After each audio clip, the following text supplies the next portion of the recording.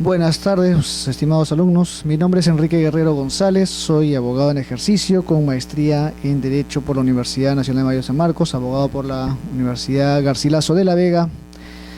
El día de hoy y las sesiones que nos vamos a convocar, vamos a estudiar lo concerniente al proceso contencioso administrativo.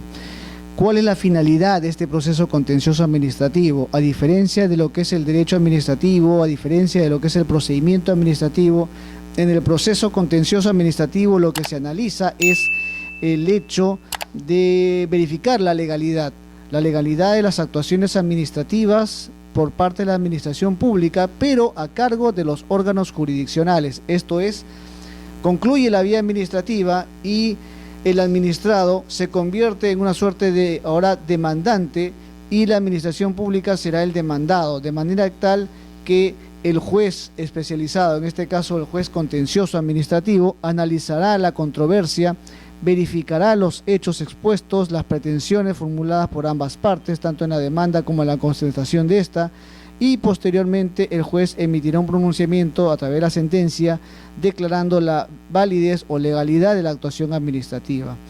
Esto es muy importante porque, a diferencia de lo que regulaba el Código Procesal Civil originalmente, cuando ésta reguló, valga la redundancia, el tema concerniente al proceso contencioso administrativo, solamente se verificaba la nulidad, algunos aspectos de legalidad, para ser más exacto, del procedimiento administrativo. En cambio, con la nueva ley del proceso contencioso administrativo, su texto único ordenado, el Decreto Supremo 013-2008 JUS, se puede analizar no solamente los requisitos de validez, sino también incluso hasta la nulidad de los actos administrativos y así declarados por el juez contencioso administrativo. Entonces, la finalidad de este diplomado es, pues, estudiar lo concerniente al proceso contencioso administrativo. Sin embargo, trataremos de darnos un espacio de tiempo a fin de poder analizar aquellas acciones de garantía que tienen también por finalidad efectuar un control jurídico respecto de las actuaciones de la administración pública. En primer lugar, tenemos que analizar el artículo 148 de la Constitución Política de 1993. ¿Por qué tenemos que analizar este artículo? En la medida que la Constitución Política regula los procedimientos y el pronunciamiento del Estado, también establece en su artículo 148 las acciones contenciosas administrativas a través del juzgado correspondiente. El artículo 148 establece que las resoluciones administrativas que causan Estado son susceptibles de impugnación mediante la acción contenciosa administrativa. Es decir, las resoluciones que causan Estado pueden ser objeto de impugnación mediante el proceso contencioso administrativo. Claro está que no solamente se refiere a las resoluciones, sino a toda aquella actuación que haya realizado la administración pública, porque la resolución no solamente tiene que ver con el acto administrativo. Tenemos que acá analizar que lo que ha querido decir el legislador o el constituyente, para ser más exacto, es que la resolución debe entenderse como un acto administrativo. ¿Por qué decimos esto? Porque lo ideal, lo idóneo, lo que corresponde es que un acto administrativo se pronuncie a través de una resolución, toda vez que esta es el acto administrativo por el cual o a través del cual se analiza el caso, se establece la motivación, la sustentación y asimismo se establece el aspecto resolutivo de la entidad pública. Entonces, si bien es cierto, la Constitución Política señala que la resolución administrativa que causa Estado puede ser objeto de impugnación a través del proceso contencioso administrativo, debe entenderse que no solamente la resolución, sino todo aquello que implique un acto administrativo puede ser objeto de impugnación en la vía contencioso administrativo. En este caso, cuando hablamos ya de todo acto administrativo, estamos refiriéndonos a aquellos pronunciamientos del Estado que dentro del derecho público, las normas que regulan el derecho público, generan pues un pronunciamiento respecto a los derechos, obligaciones de los administrados con relación al Estado. Asimismo, establece también sanciones respecto a los administrados. Entonces, cuando la Constitución se refiere a las resoluciones, debe entenderse esto a los actos administrativos que pronuncia el Estado. Y claro está, estos actos administrativos deben tener la calidad de acto firme, es decir, aquellos actos que ya no son objeto de impugnación o ya no son susceptibles de impugnación en la vía contenciosa administrativa. ¿Por qué razón? Porque es un requisito de procedibilidad o procedencia que solamente pueden ser objeto de impugnación aquellos actos que ya no pueden ser objeto de impugnación, en la medida que hay que darle la posibilidad al Estado para que éste pueda también autocorregirse, es decir, ejercer el principio de autotutela administrativa, a través del cual la administración pública ejerce sus atribuciones, su potestad administrativa, sin intervención del órgano jurisdiccional. Entonces, cuando el constituyente se refiere a las resoluciones administrativas, nos referimos, o se tiene que entender que esto se refiere a los actos administrativos, y claro está, aquellos que causan estado, es decir, aquellos que ya adquieren la calidad de acto firme o cosa decidida, y por lo tanto ya no puede ser objeto de impugnación en la vía administrativa. Entonces, estando a los actos administrativos firmes, estos pueden ser susceptibles de impugnación a través de la acción contenciosa administrativa. Sin embargo, en esta primera parte del diplomado, tenemos que estudiar aquellos aspectos relacionados al proceso contencioso administrativo a fin de entender la naturaleza del proceso contencioso en la medida que ya no es un procedimiento. Procedimiento y proceso son cosas muy distintas, por cuanto el procedimiento se lleva a cabo en el ámbito administrativo. En cambio, el proceso contencioso administrativo se lleva a cabo ante el Poder Judicial. Hay mucha diferencia en ello, porque en el procedimiento administrativo, este se basa en la calidad, o se basa en el principio del informalismo administrativo, y por lo tanto en el procedimiento administrativo se tiene que favorecer a todas las actuaciones que de alguna manera no dilaten el procedimiento administrativo. En cambio, en el proceso judicial se basa más en el principio de preclusión procesal, donde una vez transcurrida cada una etapa del proceso ya no es posible regresar a la etapa anterior. Asimismo, en el procedimiento esto se basa en la cosa decidida. En cambio, en el proceso existe la cosa juzgada. Y la cosa decidida, como hemos ya señalado, es aquel acto administrativo que agota la vía administrativa. Sin embargo, el acto administrativo es susceptible de nulidad en la propia administración pública, es decir, a través de la nulidad de oficio, o en todo caso a través de la acción de lesividad por parte del procurador público previa resolución autoritativa por parte de la entidad. En cambio, en el proceso judicial, este se sustenta en la institución de la cosa juzgada, es decir, la sentencia, una vez dictada, ya no es posible o susceptible de revisión ni de nulidad por parte del órgano que la emitió. Es decir, solamente podrá ser revisada por el órgano inmediato superior, pero una vez que se ejerza el recurso o se interponga el recurso de apelación correspondiente. Entonces, visto esta previa diferencia, podemos nosotros ingresar a lo que es el proceso contencioso administrativo y hablar de algunas cuestiones previas a fin de conocer la finalidad. En primer lugar, tenemos que hablar sobre la jurisdicción. En la medida que el órgano contencioso administrativo ejerce una jurisdicción, es decir, ejerce función jurisdiccional, tenemos que entender qué es una jurisdicción. Y la jurisdicción, conforme señala Monroy Gálvez, es un poder deber del Estado que le faculta para resolver un conflicto de intereses o una incertidumbre jurídica. Estos conceptos aparentemente son antagónicos, como nos enseña Monroy Gálvez, porque poder y deber podría generar una contradicción. Sin embargo, hay que analizar cada aspecto. Se refiere a poder porque es el poder del Estado, es el Estado el único que ejerce ese poder, esa facultad, para poder resolver un conflicto de intereses que surge entre dos partes, en este caso entre el que fue administrado y la autoridad administrativa, que ahora se convierten en demandante, el que fue administrado, y demandado la entidad pública. Claro está que aquí ya no participa la autoridad administrativa, sino que participa el procurador, por cuanto es la persona que defiende los intereses del Estado conforme al artículo 47 de la Constitución Política de 1993. Pero a su vez es un deber en la medida que el Estado no se puede sustraer de resolver un conflicto de intereses. Es decir, una vez que se interpone la demanda, el Estado no puede dejar de resolver la demanda, tiene que pronunciarse.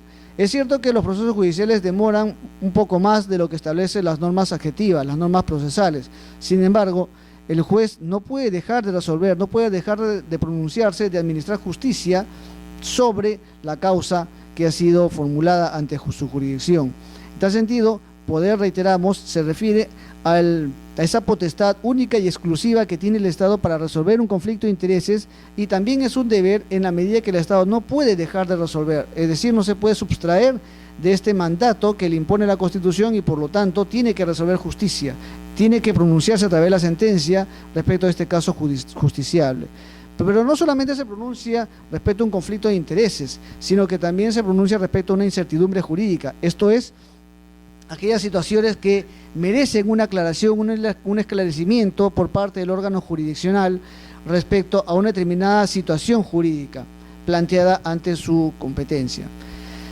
La jurisdicción ha sido definida de variadas maneras, por lo que conviene decir que es la capacidad del Estado para decidir en derecho, en la medida que jurisdicción deriva del latín jus y dicere, que a su vez genera o significa decir en derecho, pronunciarse en derecho.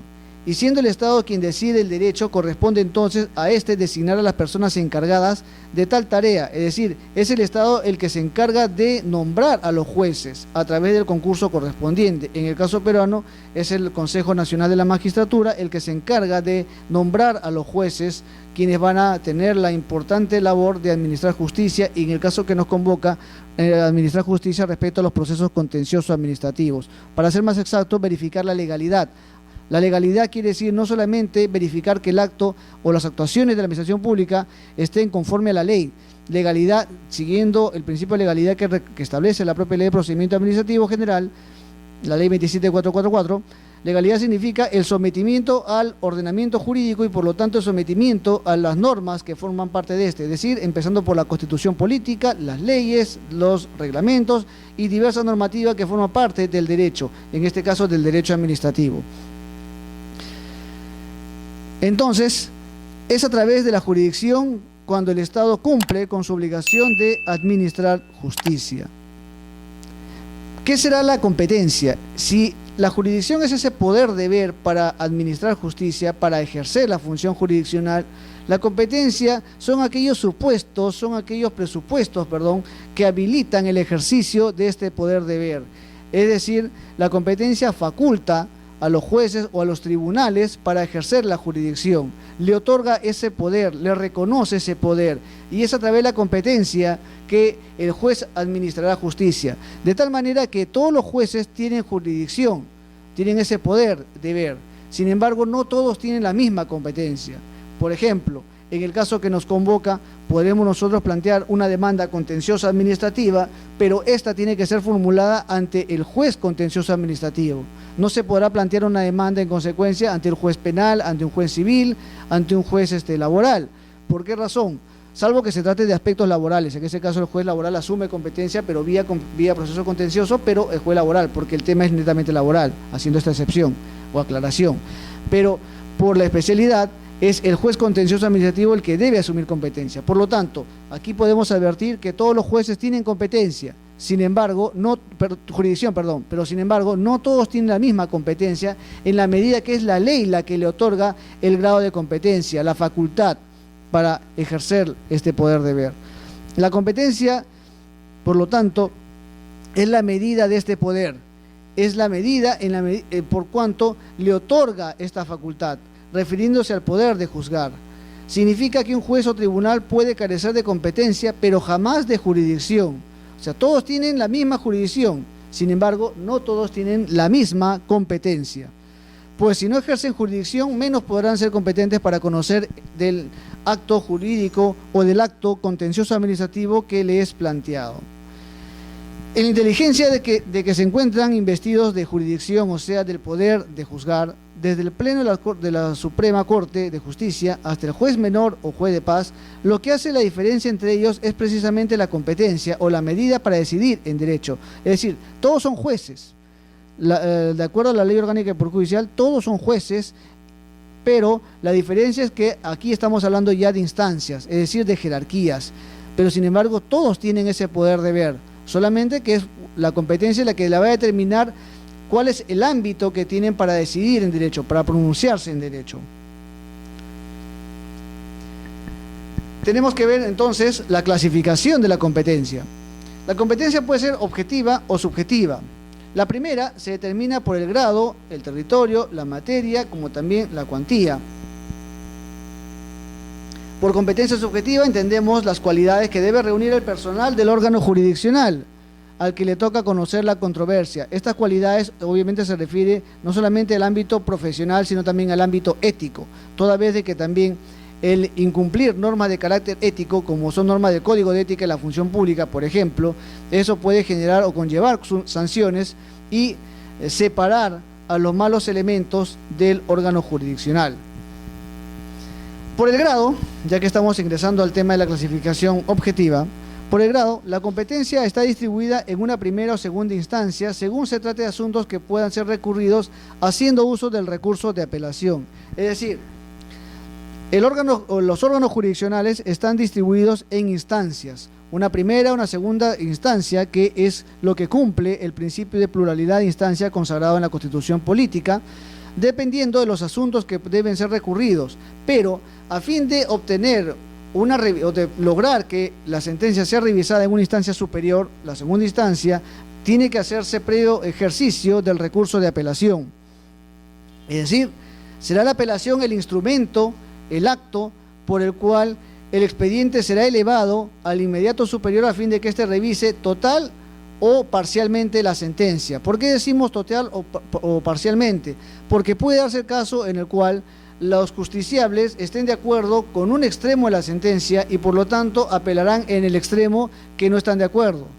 Pero también puede darse la posibilidad que los justiciables no estén de acuerdo con la totalidad de la sentencia y el recurso de apelación estará en función a toda la sentencia, a todos los extremos que contienen la sentencia. Por el territorio se entiende el lugar o los lugares sobre el cual el juez o el tribunal puede actuar válidamente. Es decir, por el territorio la competencia se remite a la circunscripción geográfica. Por lo tanto, esta función está distribuida en los diversos distritos judiciales a nivel de la República. Por ejemplo, si es que yo tengo que emplazar a una persona X, entonces tendré que reemplazarlo a través del juzgado que está en función a su domicilio. Esa es la regla general, aunque para el caso del Estado la situación ya veremos que va a cambiar porque es competente el juez contencioso del lugar donde se puede ejecutar incluso el acto administrativo o donde se dictó el acto administrativo y eso ya estará en función a diversos criterios que lo vamos a ver en su oportunidad. Tiene el ámbito territorial en competencia del juez contencioso es distinto el tratamiento que se da en la Ley de Proceso Contencioso Administrativo.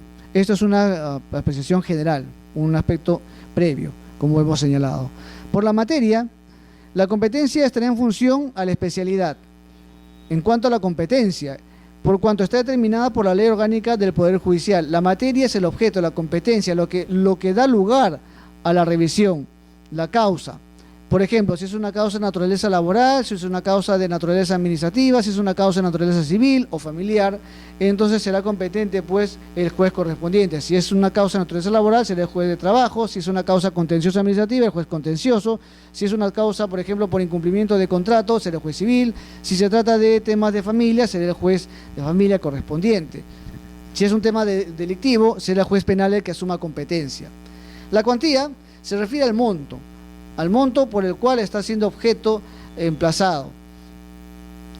Y es el monto el que va a determinar precisamente el órgano que será competente para dilucidar la causa justiciable, el proceso en sí.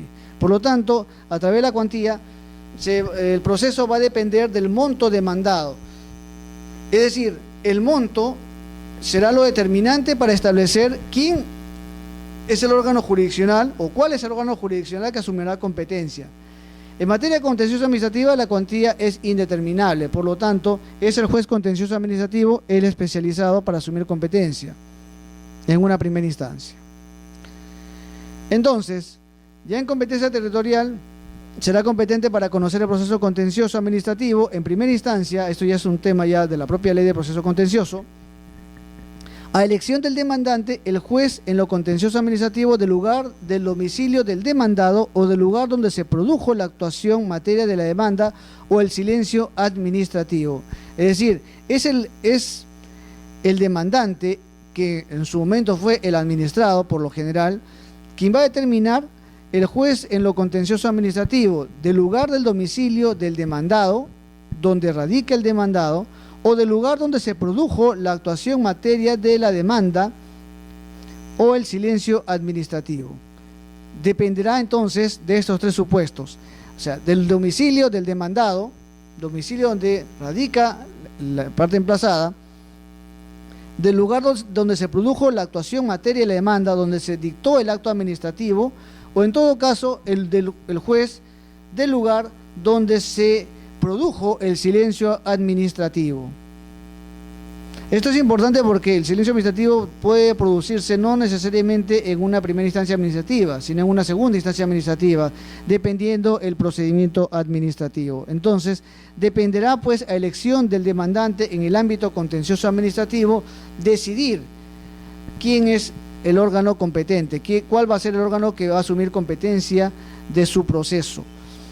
Esto es muy importante porque, conforme podemos advertir, la regla general, retomando ideas, en el ámbito territorial, la regla general que prescribe el Código Procesal Civil es que el juez será competente del lugar donde domicilia el demandado. En cambio, en el ámbito contencioso administrativo existe un tratamiento distinto, porque esto ya depende del demandante. Él elige el juez, a diferencia del proceso en general, el proceso civil, donde es la ley la que establece el ámbito de competencia territorial. En el ámbito contencioso administrativo es el demandante quien elige, reitero, el juez contencioso, ya sea del lugar del domicilio del demandado, o del lugar donde se produjo la actuación materia de la demanda, o del silencio, donde se produjo el silencio administrativo, ya sea positivo o negativo. Si es un silencio administrativo positivo, el demandante será obviamente el Estado, porque es la parte que ha sido afectada con el silencio positivo, que ha favorecido al demandante, y silencio administrativo negativo será pues el administrado quien sea el demandante, por cuanto se entiende que su pretensión administrativa ha sido desestimada por cuanto contravenía intereses públicos, conforme a la disposición complementaria establecida en la ley que regula el silencio administrativo. Competencia funcional en el ámbito contencioso administrativo. Tiene competencia funcional para conocer el proceso contencioso administrativo en primera instancia el juez especializado en lo contencioso administrativo. Es decir, es el juez contencioso al margen de la cuantía quien asume competencia para tratar los temas versados sobre los actos o actuaciones de la administración pública.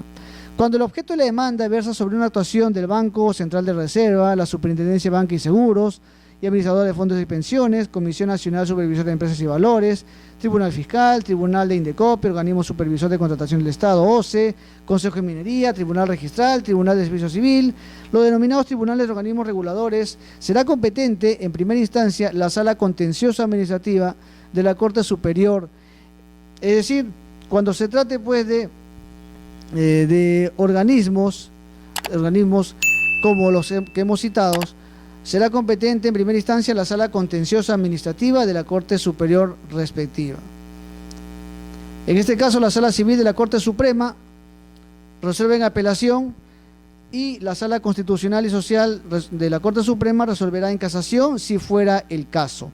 Es decir, en materia funcional, al margen de lo territorial, el juez contencioso administrativo es para analizar todo aquello o todos los actos administrativos o actuaciones administrativas que no versen sobre actuaciones del BCR, la Superintendencia de Banca y Seguros y todos los organismos que han sido citados en este segundo párrafo de esta diapositiva.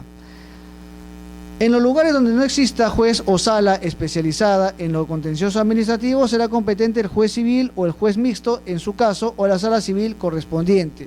Esto se debe pues a que no en todos los distritos jurisdiccionales existe un juez contencioso administrativo.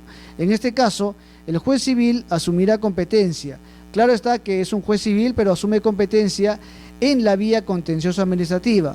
Por lo tanto, el juez civil o el juez mixto o la sala civil correspondiente asumen competencia como tales, pero la vía procesal será pues la vía contenciosa administrativa. Por lo tanto, no por el hecho que asuma el juez civil o el mixto competencia, no significa que el proceso se va a remitir a la vía procesal civil, que establece el Código Procesal Civil, porque la vía procesal será y será siempre la vía contenciosa administrativa. Este último párrafo se refiere solamente a aquellos lugares donde no exista un juez contencioso administrativo. Por lo tanto, los demás órganos jurisdiccionales asumirán competencia como tales, pero la vía procesal, repetimos, será la vía contenciosa administrativa correspondiente.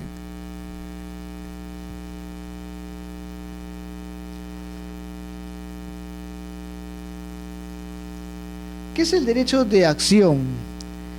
Es muy importante tener en cuenta este derecho de acción, por cuanto la acción es el poder que también le faculta a los administrados, en este caso, para poder recurrir al órgano jurisdiccional. Es el derecho de acción el que permite a las personas poder recurrir y pedir justicia, requerir justicia o tutela jurídica a los órganos jurisdiccionales. El derecho de acción es un derecho inherente a toda persona y que por lo tanto este derecho como es inherente, desde el solo hecho de que seamos personas, desde el solo hecho de nacer como tales, desde salir del vientre materno, ya tenemos ese derecho de acción como personas que somos. ¿Cuál es la diferencia? Que no todos tendremos la misma capacidad para ser parte procesal. Eso dependerá de las normativas correspondientes, la norma adjetiva para ser más exacto. Sin embargo, eso no significa que no tengamos derecho de acción, porque hasta un recién nacido tiene derecho de acción. Claro está, por cuanto su derecho de acción lo ejercerá a través de su representante legal, en este caso sus padres, quienes ejercen la patria potestad. Por lo tanto, la acción es un poder jurídico que lo tenemos por el solo hecho de ser persona, por el solo hecho de ya salir del vientre materno, ya tenemos ese derecho de acción y si bien no tenemos la capacidad para ser parte procesal, es decir, para poder actuar en un proceso judicial, tenemos ese derecho, esa posibilidad de recurrir, no directamente, pero sí a través de nuestros representantes legales. En el caso de las personas jurídicas también, como no tienen la capacidad de ser personas humanas, pero la persona jurídica tiene la posibilidad también de recurrir al órgano jurisdiccional a través de sus representantes legales, previo acreditación como tal, ¿no? A través del poder correspondiente, para ser más exacto, el poder para litigar. Para Couture, la acción es el poder jurídico que tiene todo sujeto del derecho de acudir a los órganos jurisdiccionales para reclamar la satisfacción de una pretensión. Exige, por lo tanto, reclama la satisfacción de una pretensión. No es que uno pida clemencia al Estado. Por el solo hecho de tener el derecho de acción, ejercemos este derecho y se activa ese poder deber de la jurisdicción a fin de que el Estado no se sustraiga de este poder y resuelva la causa justiciable, la petición de justicia que está siendo reclamada por una persona a través de la pretensión. ¿Qué será la pretensión? Es la forma clara y precisa de formular todo aquello que se quiere, que se pretende ante el órgano jurisdiccional. Ya no será el derecho material del actor ni su pretensión a que ese derecho sea tutelado por la jurisdicción, sino el poder jurídico de acudir a los órganos jurisdiccionales. Es decir, no es ese derecho material sustantivo que lo tenemos todos, sino que ese derecho sustantivo ya se actúa en el ámbito jurisdiccional y a fin de que sea tutelado por el órgano jurisdiccional correspondiente a través de la competencia. Entonces, este derecho se convierte en un poder jurídico para acudir al órgano jurisdiccional. No solamente no es un derecho propiamente, sino ya es un poder de habilitar y asimismo exigir justicia al órgano jurisdiccional respectivo.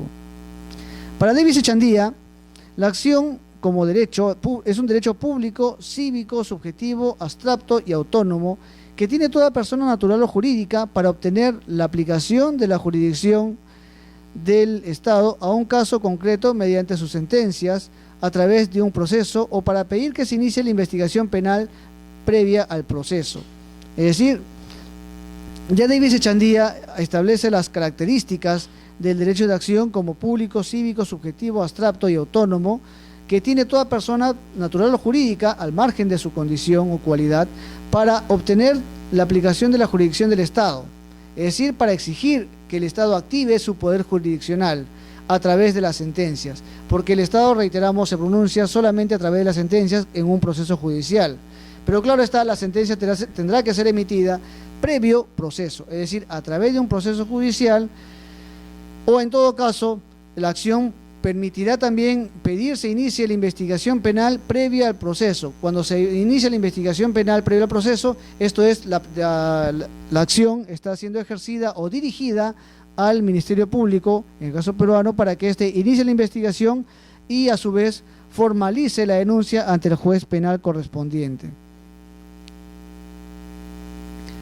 Características de la acción procesal. La acción procesal, en primer lugar, es pública. Es decir, en la medida que el derecho de acción tiene por finalidad pedir tutela jurídica, como señala también Peirano. Peirano es un procesalista civil también que resume todo lo que hemos dicho y enseña que la jurisdicción no es otra cosa que pedir tutela jurídica al Estado. Lo simplifica en los conceptos que hemos señalado y establece que es pedir tutela jurídica al Estado. Entonces, en la medida que el derecho de acción tiene por finalidad pedir tutela jurídica al Estado, entonces, una de las características de la acción procesal es que esta es pública, por cuanto no se dirige contra el demandado.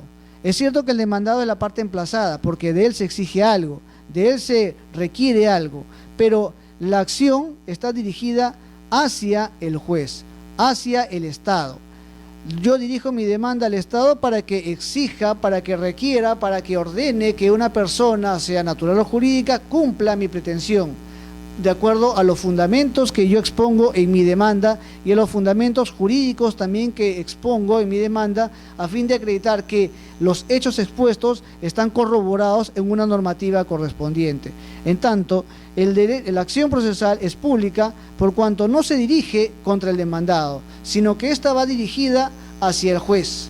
Señor juez, formulo demanda contra tal persona domiciliada en tal lugar a fin de que sea requerido y a través de la sentencia correspondiente se le ordene que cumpla el contrato respectivo o el acuerdo respectivo, o en el caso del Estado, que el Estado cumpla lo resuelto en tal acto administrativo que tiene la calidad de firme. Entonces, no estamos dirigiéndonos la acción hacia el demandado, sino que la dirigimos hacia el Estado, porque es el Estado el que tiene que ejercer la actividad jurisdiccional.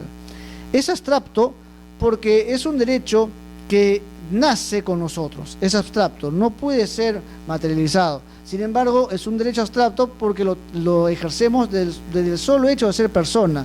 Ahora, esta característica de ser abstracta pone en funcionamiento el aparato jurisdiccional a través del proceso. Es decir, en la medida que es abstracto, es un derecho continente, no tiene contenido, por lo tanto, esta característica activa el órgano jurisdiccional. Basta que se interponga la demanda correspondiente y entonces se pone en funcionamiento el aparato jurisdiccional. Se activa ese poder deber del Estado a fin de que resuelva la causa justiciable y administre justicia a través del proceso. Es subjetivo por cuanto el derecho es una potestad, para ser más concreto, y esta tiene por finalidad solicitar del Estado la prestación de la actividad jurisdiccional, y ésta se encuentra obligada a brindar la misma mediante el proceso. En tal sentido, es subjetivo por cuanto va dirigido al Estado y tiene una pretensión específica, es decir, que el Estado active su función jurisdiccional a través del proceso judicial. Es autónomo porque el derecho de acción no está condicionado, no puede estar sujeto a ningún condicionamiento, se ejerce libre y voluntariamente. Una persona puede formular las demandas que estime conveniente a su derecho. Puede ser que incluso no tenga sustento jurídico. Sin embargo, la persona tiene el derecho a formular la demanda. Claro está que en su sano juicio nadie va a formular una demanda que no tenga sustento jurídico. Sin embargo, al margen que pueda o no ganar el proceso, lo importante es que el derecho de acción, en la medida que es autónomo, es se ejerce de manera libre y voluntaria por parte del ciudadano, y éste tiene la facultad, el poder, para poder interponer la demanda sin condicionamiento alguno. No, por lo tanto, estará sujeto al cumplimiento de determinados supuestos o reglas o condiciones que el ordenamiento jurídico pueda condicionar o establecer, sino que este derecho se ejerce libre, voluntariamente y principalmente independientemente del derecho que se reclama. Al margen que pueda tener o no razón, pueda tener o no fundamento jurídico, lo determinante es que el derecho de acción es autónomo y por lo tanto se ejerce al margen del derecho que se reclama. Ahora bien, estas características del derecho de acción se aplican también en el ámbito de la contradicción. Es decir, mientras el derecho de acción lo ejerce el demandante, el derecho de contradicción lo ejerce el demandado, porque él está contradiciendo, él se contrapone a los intereses del demandante. Uno formula su acción y por lo tanto demanda, se ejerce a través de la demanda, y el demandado o emplazado ejerce su contradicción frente a los hechos expuestos contra él. En tal sentido, el derecho de contradicción guarda las mismas características del derecho de acción.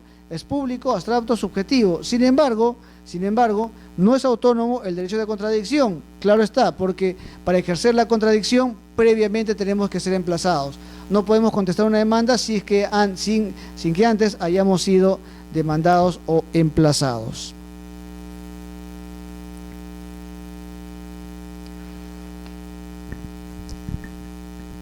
Los presupuestos procesales. Esto es importante también saber, porque son los requisitos esenciales para la existencia de una relación jurídica procesal válida. La relación jurídica procesal es distinta de la relación jurídica material. La relación jurídica material es aquella relación que se establece con anterioridad a la parte adjetiva, es decir, con anterioridad al proceso judicial. La parte sustantiva, por lo tanto, es aquella donde intervienen las partes sin que se haya iniciado el proceso judicial. Por eso que se llama la relación sustantiva. En cambio, la relación adjetiva o la relación jurídica procesal es aquella que se establece una vez que se interpone la demanda y se activa y el juez admite a trámite la demanda correspondiente. Entonces se inicia una relación jurídica procesal válida y esta a su vez es corroborada en el saneamiento procesal que dicta el juez a través del auto de saneamiento correspondiente. En tal sentido, los presupuestos procesales, son aquellos requisitos esenciales para la existencia de una relación jurídica procesal válida. ¿Cuáles son los presupuestos procesales? En primer lugar, tenemos lo que es la competencia, es decir, los presupuestos que habilitan el ejercicio de la jurisdicción. Ya hemos visto las competencias, los tipos de competencia, la capacidad procesal, es decir, la capacidad de ser parte procesal, la capacidad que tiene toda persona para poder intervenir en un proceso judicial. En el caso de las personas naturales, que éstas gocen de la capacidad sustantiva que prevé el Código Civil, es decir, basta que sea mayor de edad como para que pueda ejercer el derecho de acción procesal o tener capacidad procesal. Y en el caso de las personas que tengan alguna discapacidad o se encuentren impedidos jurídicamente o materialmente de expresar su voluntad, será a través de sus representantes legales. Pero en el caso de las personas jurídicas, tendrán capacidad procesal aquellos que, de acuerdo al ordenamiento jurídico, es decir, las personas jurídicas intervienen a través de sus representantes legales previamente establecidos. Si es una empresa, por ejemplo, estaremos a la capacidad procesal regulada por la ley de sociedades, o en todo caso la persona que la sociedad designe como apoderado en el ámbito judicial o representante en el ámbito judicial. Los requisitos de la demanda son aquellos que establece el Código Procesal Civil, para ser más exacto, y que están previstos en el artículo 424 al 426 del Código Procesal Civil. Es decir, todos los requisitos formales para presentar la demanda, que reitero, están previstos en el artículo 424 del Código Procesal Civil. Perdón. Y que a su vez también están, los requisitos de la demanda también tendrán que estar en concordancia con aquellos requisitos que establece la ley que regula el proceso contencioso administrativo.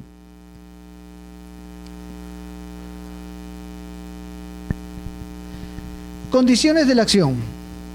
Las condiciones de la acción, a diferencia de los presupuestos procesales que habilitan la relación jurídica válida o establecen una relación jurídica procesal válida, las condiciones de la acción son aquellos que permiten al juez expedir un pronunciamiento válido sobre el fondo del asunto.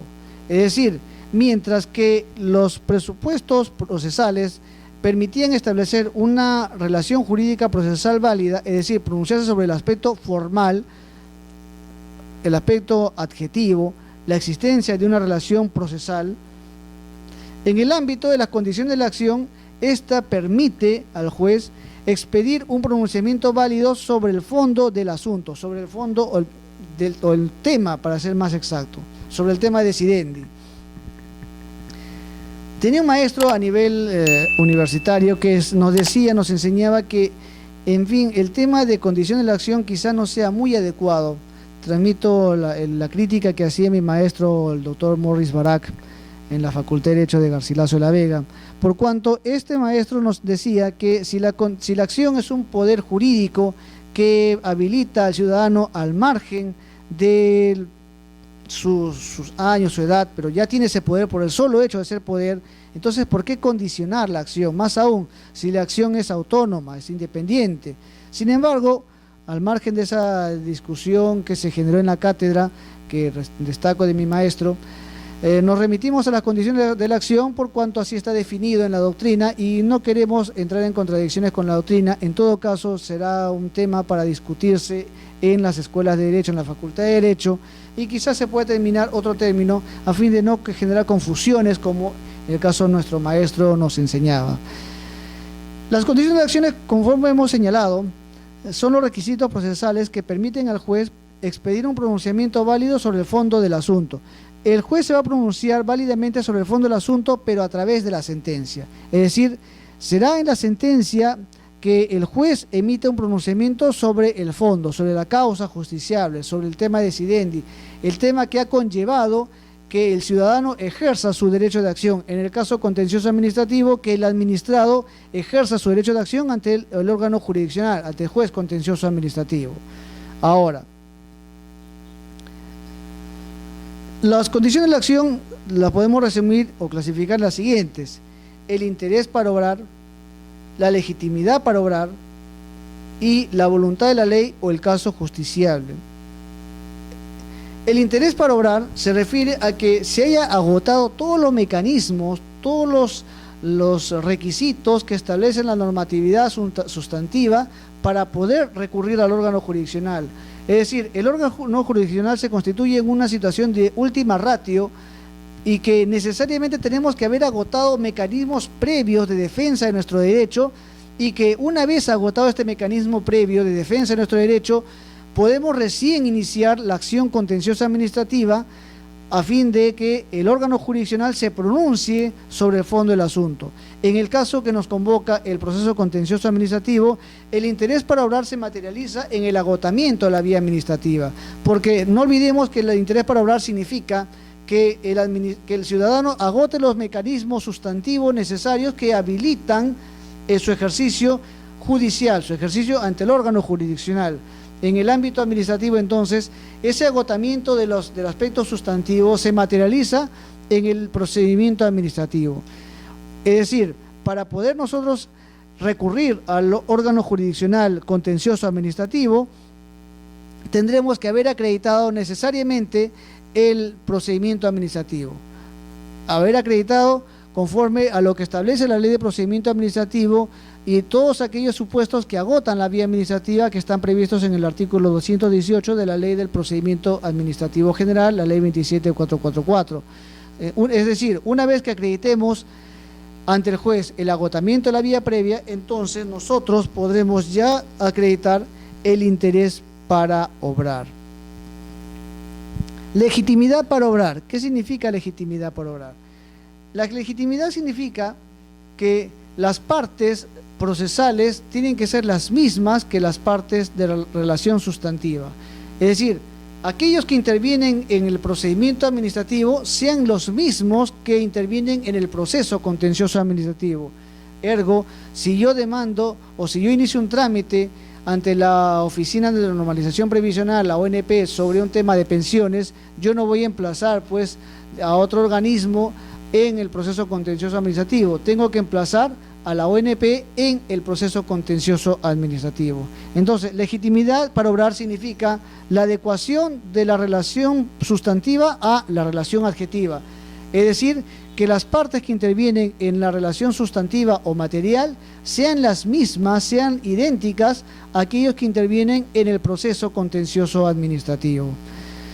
Y otra condición de la acción es la voluntad de la ley o el caso justiciable, es decir, que el caso se adecúe a la normatividad, que el caso tenga un sustento jurídico, que el caso invocable, que los hechos que estamos exponiendo en la demanda, que nosotros lo que buscamos nosotros del órgano jurisdiccional, es decir, la pretensión, a su vez tenga una relación directa con el ordenamiento jurídico, de manera tal que el caso sea resuelto en derecho, que se expongan los hechos respectivos, pero también que se aplique el ordenamiento jurídico correspondiente.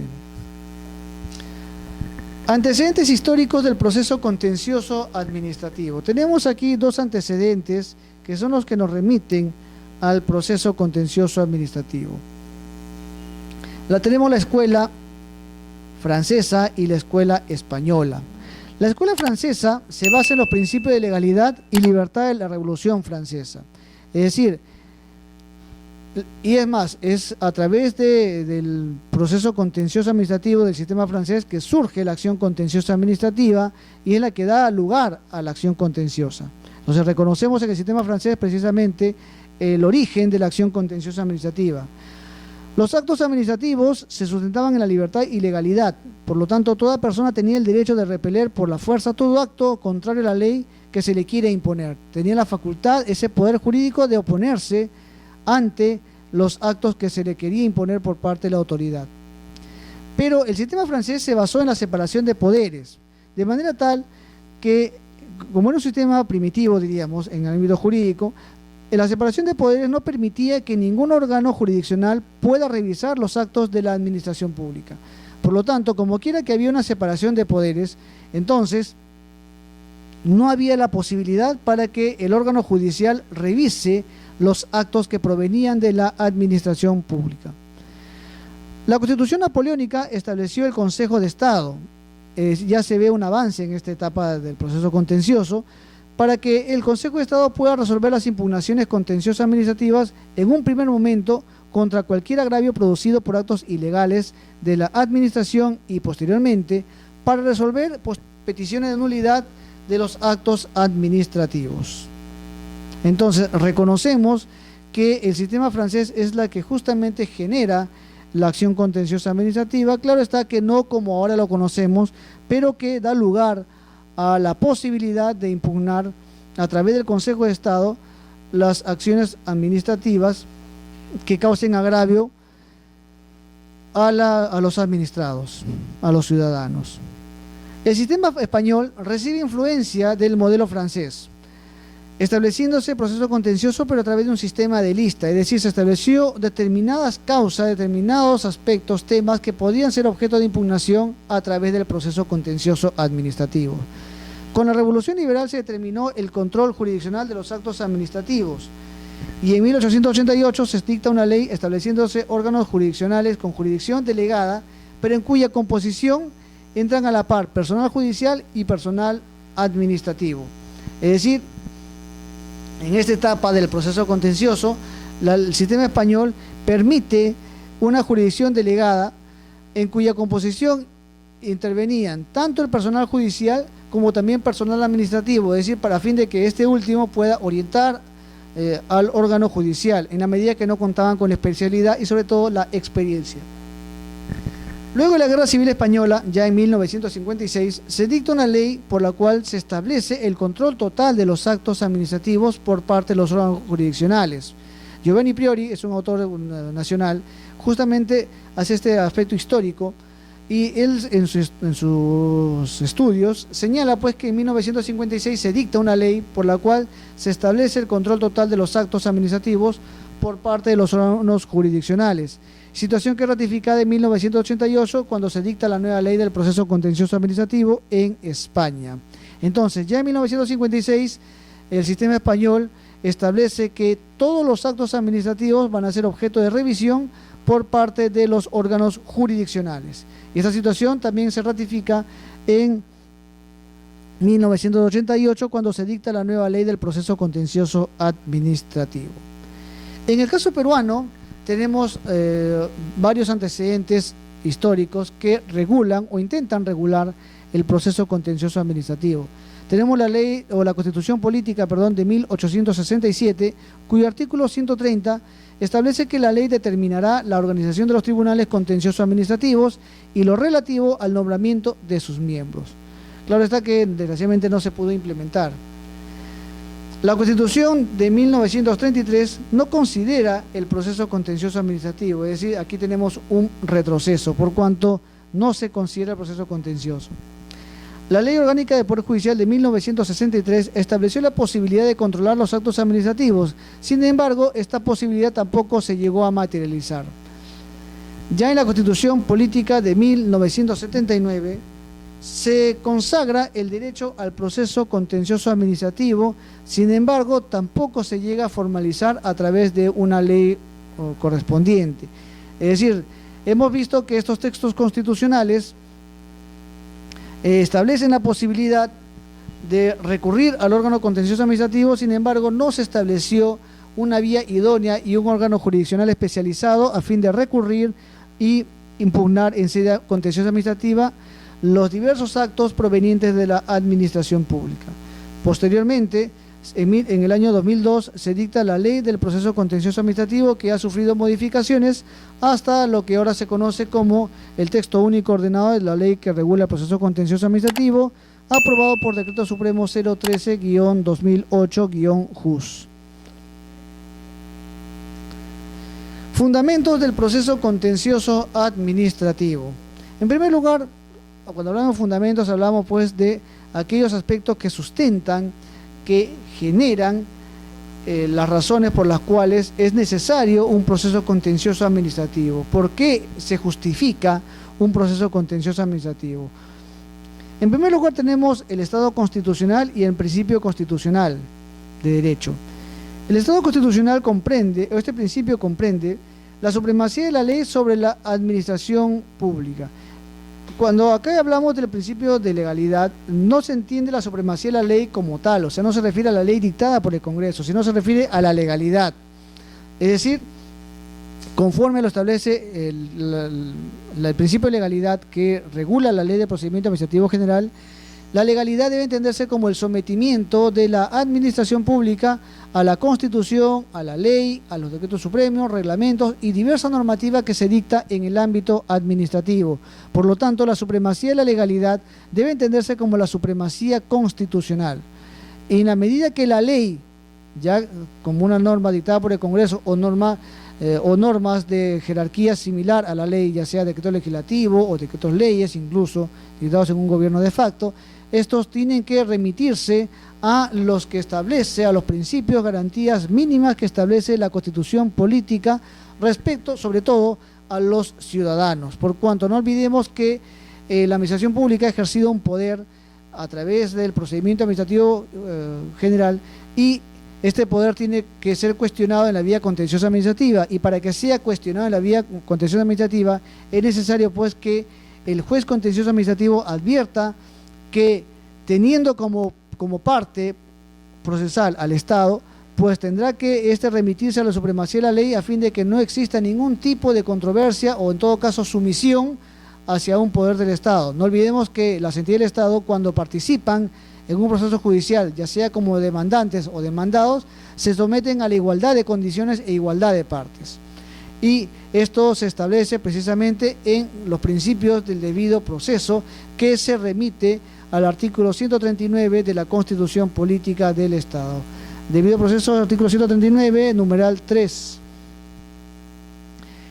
La subordinación a la legalidad de los derechos de los ciudadanos, con excepción de los poderes autónomos de la administración que puedan incidir sobre ellos. O sea, todos los derechos de los ciudadanos salvo los poderes autónomos, en el caso, por ejemplo, del Estado, del Poder Judicial, se subordinan a la legalidad. Es decir, se someten al ordenamiento jurídico, están subordinados. Prima, en todo caso, las garantías mínimas que establece la Constitución respecto a los ciudadanos, respecto a los justiciables. Asimismo, también constituye un fundamento del proceso contencioso administrativo la presencia de jueces independientes. ¿Qué significa ello? Y esto es muy importante. ¿Por qué razón? Porque es cierto que es un principio de la función jurisdiccional la autonomía de los jueces, y eso no se puede discutir. Sin embargo, en el caso contencioso administrativo reviste de una particularidad o una particular importancia. ¿Por qué razón? Porque conforme estamos advirtiendo, en el proceso contencioso administrativo, una de las partes procesales generalmente demandado es el Estado. Entonces, el juez contencioso administrativo tiene que garantizar al que fue administrado y ahora demandante, o en todo caso demandado, tiene que garantizarle que éste va a ejercer la función jurisdiccional con total autonomía e independencia. Es decir, no estará sometido al poder que pueda ejercer la administración pública. No olvidemos que la administración pública forma parte del Estado a través del Poder Ejecutivo. Y entonces, lo que tiene que garantizar el juez es que sus actuaciones no van a estar dependientes de lo que quiera o manifieste, o peor aún, quiera condicionar el Estado como parte procesal. Por lo tanto, la independencia en el caso contencioso administrativo reviste de una particular importancia en la medida que se garantice a los justiciables, a los ciudadanos, que el juez no se va a dejar subordinar, no se va a dejar subyugar, impresionar o someter al poder que ejerce el Estado, que como tal lo puede ejercer o lo puede intentar ejercer. Sin embargo, dependerá del juez que ese poder del Estado que quiera ser ejercido indebidamente en la vía judicial sea detenido, sea neutralizado a través de la independencia jurisdiccional. Otro fundamento del proceso contencioso administrativo lo constituyen los derechos fundamentales. Es decir, que a través de este fundamento, y que constituye base de todo ordenamiento jurídico, los derechos fundamentales van a permitir al juez que se dicte una sentencia arreglada de derecho. ¿Por qué razón? No olvidemos que el debido proceso se remite a su vez, o se incorpora al debido proceso, el derecho de la dignidad del ciudadano. Y uno de los aspectos que conforman la dignidad del ciudadano precisamente es la posibilidad de recurrir al órgano jurisdiccional a fin de tener una vida digna, una vida de paz social en justicia. Y la paz social en justicia se ejerce a través del proceso, se manifiesta a través del proceso judicial. Entonces, cuando el juez dicte justicia, administra justicia, los derechos fundamentales revisten de importancia en la medida que va a permitir que la sentencia no solamente sea arreglada de derecho, sino que también sea respetuosa de los derechos fundamentales del ciudadano. En tal sentido, cuando un juez dicta justicia, no solamente se debe remitir a la legalidad, sino que debe remitirse también al valor justicia, que la sentencia esté acorde y sea respetuosa de los derechos fundamentales del ciudadano, que esté acorde a su dignidad, que esté acorde a su pretensión, pero respetando su condición de ser humano. Por ejemplo, ¿qué sentido tiene que un juez contencioso administrativo se pronuncie sobre un caso de pensiones respecto de un jubilado y que éste ya ha fallecido? ¿Qué sentido tendrá? ¿Habrá sido respetuoso del derecho fundamental del ciudadano de la vida digna? No, porque una justicia tardía no es justicia. Entonces, el juez contencioso administrativo, como todos los jueces, pero en este caso, ya que nos convoca por la especialidad, el juez contencioso administrativo no solamente debe ser un mero revisor de la legalidad, sino que a su vez también tiene que ser un respetuoso de los derechos fundamentales de la persona. En tal sentido, sobre todo en el ámbito contencioso administrativo, tiene que primar los derechos fundamentales del ciudadano. Ergo, cuando se trata, por ejemplo, de un tema de pensiones, no solamente tendrá que cumplirse las etapas procesales o los estadios procesales, sino que esto tiene que aplicarse también con celeridad, sin que signifique sortear etapa de proceso. ¿Por qué razón? Porque en el caso de pensiones, por ejemplo, quienes están de por medio son personas que tienen avanzada edad, una pensión de jubilación, por ejemplo. Entonces, no podemos administrar justicia con la misma forma que se administra justicia a una persona de menor edad, porque en la medida que son jubilados, son personas que están en una edad madura y en cualquier momento pueden fallecer. Y no sería justo que se dicte sentencia una vez que el justiciable haya fallecido. Por eso que es muy importante que en el ámbito contencioso administrativo los jueces contenciosos sean respetuosos de los derechos fundamentales. Repetimos, no basta, por lo tanto, que el juez sea un mero revisor de la legalidad, sino que también ésta tiene que remitirse y ser respetuosa de los derechos fundamentales del ciudadano. Entonces, los derechos fundamentales constituyen pues la base de todo ordenamiento jurídico, conforme podremos advertir, y este tiene una doble naturaleza, por cuanto desarrolla una función subjetiva como garantía del individuo de recurrir al órgano jurisdiccional, y también desarrollan una función en el plano objetivo, asumiendo dimensión institucional, a partir de la cual su contenido debe estar en función de la consecución de los fines y valores constitucionalmente proclamados. La necesidad de control de los diversos órganos del Estado. También este es uno de los fundamentos del proceso contencioso administrativo. Aquí ya vemos la diferencia del sistema francés, donde la separación de poderes impedía que los órganos jurisdiccionales revisen las actuaciones administrativas provenientes de la administración pública. En cambio, la necesidad de control entre los diversos órganos jurisdiccionales, que justamente se deriva del sistema democrático, permite el control por parte del órgano jurisdiccional sobre todos aquellos actos administrativos del Estado. Cuando hablamos de actos o actuaciones administrativas del Estado, nos remitimos no solamente a los actos o actuaciones que provengan del Poder Ejecutivo, porque no olvidemos que también el Poder Judicial, como también el Poder Legislativo y aquellos organismos constitucionalmente autónomos que reconoce la Constitución, y en sí todos los organismos, todas las entidades del Estado, sus actuaciones van a estar sometidas al control jurídico por parte del órgano jurisdiccional, de manera tal que ninguna entidad del Estado se puede salir de este ámbito de competencia, salir de este control jurídico a cargo del órgano jurisdiccional.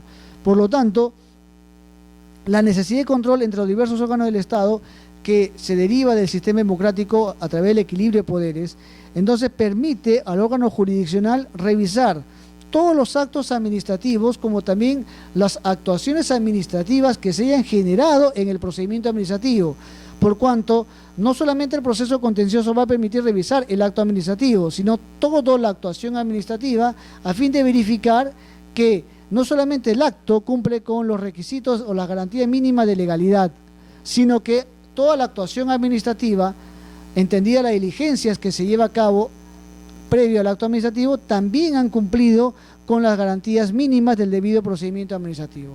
Entonces, la necesidad de control entre los diversos órganos del Estado va a permitir precisamente que el órgano jurisdiccional revise tanto el acto como también las actuaciones administrativas que se lleve a cabo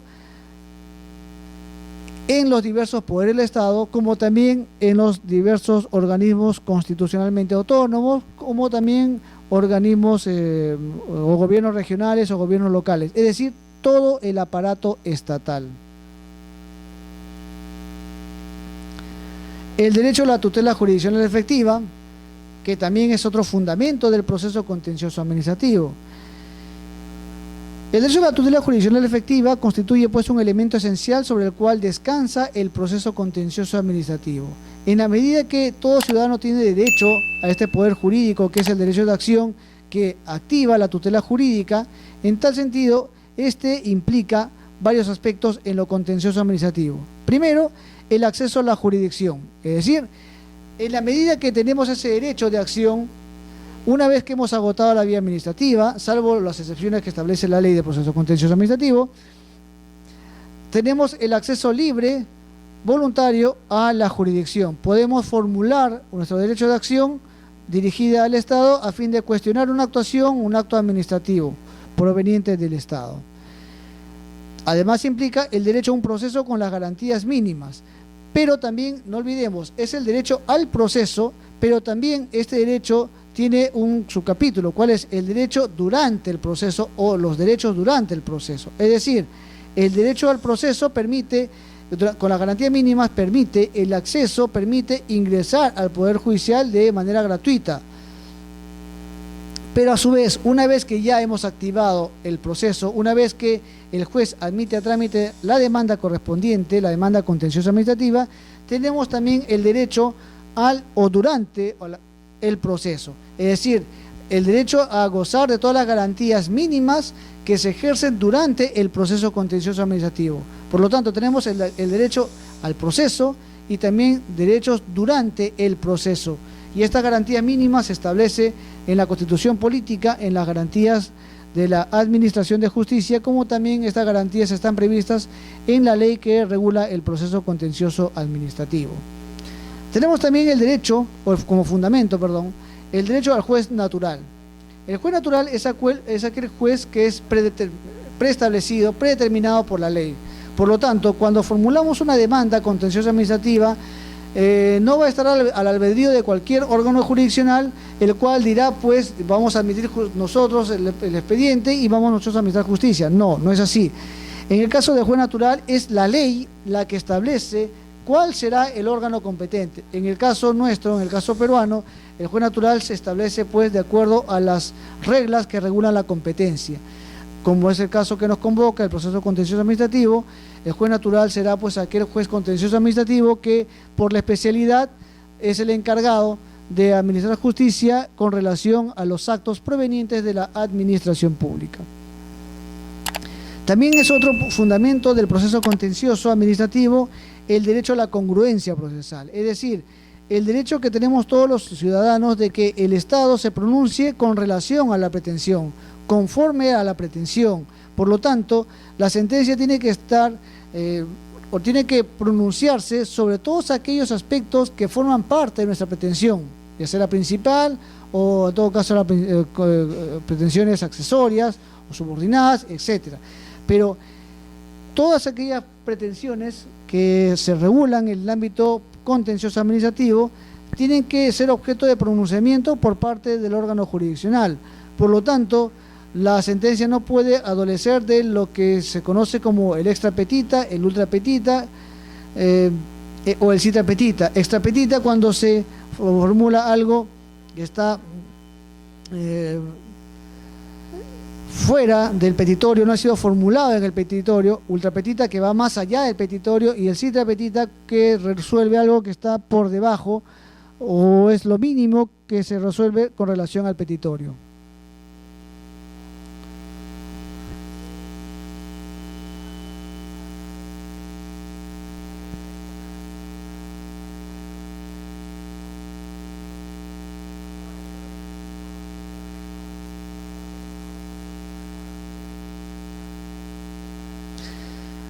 El proceso contencioso administrativo y la diferencia con el proceso civil. Nosotros tenemos que recordar que en el año 2002 se dicta la ley que regula el proceso contencioso administrativo como la forma, el mecanismo para poder nosotros regular lo concerniente al proceso contencioso administrativo. Pero debemos tener claro también, haciendo ya una retrospección histórica, que en el caso peruano, la ley se dicta en el año 2002, la ley que regula el proceso contencioso administrativo, pero anteriormente el proceso contencioso administrativo fue regulado por el Código Procesal Civil. Claro está que por ser una norma procesal civil, más que todo orientada al ámbito civil, procesal pero civil, esta norma pues regulaba el aspecto contencioso administrativo, pero no lo regulaba de acuerdo a la especialidad propiamente del código, que es la norma normativa procesal administrativa. Lo regulaba pero con algunas deficiencias, y ya vamos a advertir justamente. El artículo 540 del Código Procesal Civil establece, y esta norma ya ha sido superada, derogada por la ley que regula el proceso contencioso administrativo. El artículo 540 del Código Procesal Civil establece pues que solo se cuestiona la legalidad y eficacia de los actos administrativos y limita la posibilidad de nulidad de los actos administrativos. Es decir, el Código Procesal Civil establece pues, o solamente permite cuestionar la legalidad y la eficacia del acto administrativo y limita la posibilidad de nulidad de los actos administrativos. Es decir, el Código Procesal Civil solamente permite verificar la legalidad del acto, pero no permite la revisión de todo el procedimiento administrativo. Y esta es la ventaja que tiene la ley que regula el proceso contencioso administrativo, porque no solamente permite verificar la legalidad del acto, sino que el proceso contencioso administrativo permite verificar la legalidad del acto, es decir, que el acto cumpla con los principios que regula el procedimiento administrativo general, es decir, principio de legalidad, razonabilidad, debido procedimiento, todos aquellos que están previstos en el título preliminar de la ley que regula el proceso administrativo general, pero también la ley que regula el procedimiento administrativo permite también que se pueda revisar no solamente el acto, sino también permite revisar aquellas actuaciones administrativas que previamente se han realizado en el ámbito administrativo y que de alguna manera pueda tener vicios en el procedimiento. Y este vicio en el procedimiento, en la medida que influye en la decisión final, esto es, influye en el acto administrativo, puede conllevar a la nulidad del acto administrativo. Esta es la ventaja que tiene justamente la ley que regula el proceso contencioso administrativo respecto del artículo 540 del Código Procesal Civil, dictado en el año 93, cuando se promulga el Código Procesal Civil, y que permitía solamente cuestionar la legalidad y eficacia del acto administrativo, solamente verificar la legalidad del acto y si éste podía surtir eficacia jurídica, pero limitaba en consecuencia la posibilidad que el administrado invoque la nulidad del acto administrativo. Claro que en la práctica muchos órganos jurisdiccionales con el Código Procesal Civil declaraban la nulidad de un acto, pero normativamente el Código Procesal Civil no regulaba analizar la nulidad del acto administrativo. Es decir, no permitía analizar la nulidad, pero desde la perspectiva de la ley que regula el procedimiento administrativo general. Esto es, los requisitos que establece el artículo 10 de la ley, que justamente regula la nulidad del acto administrativo. Por lo tanto, este artículo 540 del Código Procesal Civil limitaba, en consecuencia, la posibilidad de invocar nulidades que se ajusten a lo prescrito por el artículo 10 de la ley que regula el procedimiento administrativo general. Y en consecuencia, pues, la ley que regula el proceso contencioso administrativo resulta ser mucho más amplia en su contenido como también en su aspecto procedimental respecto a las normas que regulaba el artículo 540 del Código Procesal Civil. En tal sentido, la acción contenciosa administrativa prevista pues en el artículo 148 de la Constitución Política no solamente tiene que ser entendida como la posibilidad de ejercer el control sobre los actos firmes de la administración pública, sino que también permite ejercer el control de toda la actuación administrativa. La acción contenciosa administrativa, por lo tanto, que se encuentra prevista en el artículo 148 de la Constitución Política, tiene por finalidad el control jurídico por el Poder Judicial de las actuaciones de la administración pública sujetas al derecho administrativo y a la efectiva tutela de los derechos e intereses de los administrados. Para efectos de la ley del proceso contencioso administrativo, la acción contenciosa administrativa se denominará proceso contencioso administrativo. En tal sentido, conforme podemos retomar ideas, cuando el artículo 148 de la Constitución establece que solamente se puede cuestionar los actos firmes de la administración pública, la ley ya perfecciona ese concepto que establece la Constitución Política y establece pues que la acción contenciosa no solamente permita la revisión de los actos administrativos, sino que también permite el control jurídico de parte del Poder Judicial de todas las actuaciones de la administración pública. Es decir, no solamente se permite verificar la legalidad del acto, sino que estamos hablando ya de un control jurídico. Es decir, el juez contencioso no se va a limitar a ser un mero espectador de verificar si el acto cumple los requisitos de la ley. Es decir, si es que el acto ha tenido una debida motivación, si es que ha establecido una sucinta referencia de hechos, si es que ha aplicado una normativa correspondiente. No, sino que en la medida que la ley establece que se ejerce un control jurídico de parte del Poder Judicial, el juez contencioso no se va a remitir o limitar solamente a verificar que el acto cumpla los requisitos de validez que establece la Ley del Procedimiento Administrativo General, sino que tendrá que hacer un análisis de todo el acto administrativo con relación a los requisitos de validez del acto administrativo, pero también esto tendrá que revisarse en relación también a la pretensión del administrado, verificar que a través del control jurídico se va a verificar no solamente, por lo tanto, el aspecto formal del acto administrativo, sino que también se va a verificar todas aquellas actuaciones que haya realizado la administración pública. Es decir, si para dictar el acto administrativo debía realizarse una actuación, una diligencia, por ejemplo, y por alguna circunstancia esta no se lleva a cabo. Entonces, el juez contencioso, al ejercer este control jurídico, verificará si las actuaciones que ha realizado el órgano administrativo de alguna manera garantizan o han garantizado el debido procedimiento, los derechos mínimos que establece la Constitución, como también la Ley de Procedimiento Administrativo General respecto de los administrados. Entonces, cuando esta ley regula y establece por finalidad el control jurídico, permite y amplía las facultades del juez a no ser un solo o un mero verificador de la legalidad, como hemos señalado, revisar el acto y verificar que esto cumple los requisitos de validez que establece la Ley de Procedimiento Administrativo General, sino que va a permitir controlar todo aquello que ha formado parte del procedimiento administrativo, es decir, revisará tanto el acto administrativo, los requisitos de validez del acto administrativo, como también va a revisar todo lo concerniente al procedimiento administrativo, es decir, al conjunto de actos ordenados, concatenados, regulados por la Ley de Procedimiento Administrativo General y que de alguna manera ha dado lugar o ha generado el pronunciamiento del Estado a través del acto administrativo. En tal sentido, el control jurídico que ejerce el Poder Judicial a través de la Administración Pública permitirá al juez no solamente verificar el acto, sino que también permitirá verificar todo aquello que forma parte del procedimiento administrativo general.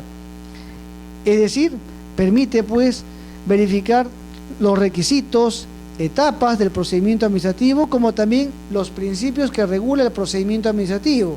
No olvidemos que el procedimiento no solamente se regula por lo que establece la Ley de Procedimiento, sino que también va a tener que obligar al juez a verificar que en el procedimiento se ha observado también los principios del debido procedimiento administrativo que está previsto en el título preliminar de la Ley de Procedimiento Administrativo, y estos a su vez el juez tendrá que verificar que el procedimiento y el acto administrativo a su vez está corroborado o se incorpora al bloque de constitucionalidad que prevé las garantías del debido proceso previstos en la Constitución Política del Estado. En tal sentido, pues, vemos que el control jurídico que se ejerce a través del artículo 148 de la Constitución Política permite no solamente verificar el acto administrativo, el procedimiento administrativo, sino que va a verificar también que el juez va a verificar que el procedimiento administrativo se ha llevado a cabo conforme también a las garantías mínimas del debido proceso que a su vez son establecidas en la Constitución Política del Estado. ¿Por qué razón nos remitimos al debido proceso? Porque no olvidemos que el procedimiento administrativo se deriva a su vez del debido proceso. El debido proceso lo entendemos pues como aquella garantía mínima del justiciable que le permite solicitar o pedir algo ante el juez, formular e invocar los medios probatorios o producir los medios probatorios a fin de que se emita la resolución o la sentencia correspondiente arreglada en derecho. Pero no solamente que esta sentencia esté arreglada de derecho, o es decir, que se remita la normativa correspondiente, sino que a su vez esta sentencia sea respetuosa de los derechos fundamentales del ciudadano. Ahora bien, este derecho que está regulado por el derecho procesal previsto también en la Constitución Política como garantía de la administración pública, este derecho a su vez ha sido asumido pacíficamente por el derecho administrativo. ¿Qué significa ello? Que estas garantías mínimas del debido proceso se asumen, se incorporan al procedimiento administrativo a través del procedimiento administrativo, y eso da lugar a esta garantía denominada debido procedimiento administrativo, que en buena cuenta constituye o tiene los mismos aspectos, garantías, características del debido proceso. La única diferencia es que el debido procedimiento se materializa en un procedimiento administrativo, en tanto el debido proceso se actúa en sede judicial, ante el órgano jurisdiccional, pero ambos tienen la misma finalidad, es decir, ser respetuosas de los derechos fundamentales del ciudadano, tanto en el procedimiento como en el proceso. Ahora bien, conforme señala también el Tribunal Constitucional en uniforme y reiterada jurisprudencia, estas garantías del debido proceso no pueden ser únicas y exclusivas del aparato jurisdiccional, sino que también tienen que ser observadas por parte de los organismos o los órganos administrativos, como también además de los fueros privativos, como lo son por ejemplo el fuero arbitral, como también el fuero militar y policial. En tal sentido, estas garantías que emergen de la Constitución Política del Estado no solamente son observadas o tienen que acatarse en el ámbito judicial. De nada servirá que se acate en el ámbito judicial, conforme nos enseña el Tribunal Constitucional, si es que estas a su vez no son advertidas, no son observadas o cumplidas en el procedimiento administrativo a través del procedimiento administrativo, conforme a las garantías que regula el procedimiento administrativo prevista en su título preliminar de la ley. Entonces, retomando ideas, esta acción contenciosa permite pues ejercer el control jurídico por parte del Poder Judicial sobre todas las actuaciones que provienen de la administración pública, ya sea acto administrativo o sea diligencias previas o actuaciones administrativas, por cuanto están sujetas al derecho administrativo. En la medida que la administración pública se sujeta al derecho administrativo y por lo tanto constituye una norma de orden público, de derecho público, es lógico, es jurídico en consecuencia que el órgano jurisdiccional ejerza sobre el aparato administrativo o el órgano administrativo, perdón, este control jurídico a fin de verificar no solamente la legalidad del acto, sino también verificar que este acto esté acorde a la Constitución Política y a su vez verificar que todas las actuaciones que están comprendidas en el procedimiento administrativo, que forman parte del procedimiento administrativo, han sido llevados debidamente acorde a lo que establece las garantías tanto constitucionales como también del procedimiento administrativo general. Entonces, conforme podemos advertir, la acción contenciosa administrativa prevista en el artículo 148 de la Constitución Política tiene pues por finalidad ejercer el control jurídico por parte del Poder Judicial respecto de las actuaciones de la administración pública que se encuentran sujetas al derecho administrativo y a la efectiva tutela de los derechos e intereses de los administrados. Es decir, no solamente va a verificar que el control jurídico, sino que también permite la efectiva tutela de los derechos e intereses de los administrados. No olvidemos que los administrados ahora en la etapa judicial se convierten en partes procesales y por lo tanto estas partes procesales gozan de todas las garantías que establece la Constitución Política y conforme hemos visto en los fundamentos del proceso contencioso administrativo, es importante pues que el juez administre justicia con total autonomía e independencia. Para los efectos de la ley, la acción contenciosa administrativa se denomina proceso contencioso administrativo. Es decir, la acción contenciosa, ese derecho subjetivo, público, abstracto que tiene el ciudadano de recurrir al órgano jurisdiccional, se denomina proceso contencioso administrativo.